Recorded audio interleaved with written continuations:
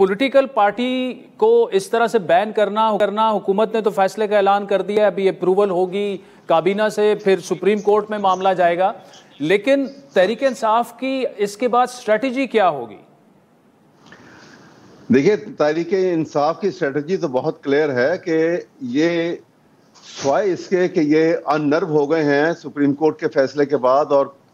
جس میں کنوکشن ہوئی تھی جن کیسز میں عمران خان کو، سب میں وہ بری ہو گئے، تو انہوں نے یہ اب ایک دم سے اجلت میں یہ فیصلہ کیا کہ ان کو ہم پارٹی کو ہی بین کر دیتے ہیں، ادروائز ہم پارٹی کو ویسے ڈیفیٹ نہیں کر سکتے۔ اب یہ صورتحال جو ہے، یہ سپریم کورٹ میں اگر جب یہ ریفرنس الٹیمیٹلی جائے گا تو سپریم کورٹ بھی اس کو بڑی جو تنقیدی نظر سے دیکھیں گے، اس لیے کہ اگر آپ نے پارٹی میں بین کرنا تھا، کیونکہ جو چیزیں آپ یہ کہہ رہے ہیں، سائفر کی بات کر رہے ہیں، فنڈ کی بات کر رہے ہیں، اور وہ ریفرنس وہاں کہہ رہے ہیں کہ جی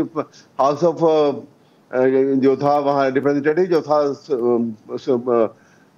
یو ایس اے کا، وہاں پہ انہوں نے ریزولوشن کیا۔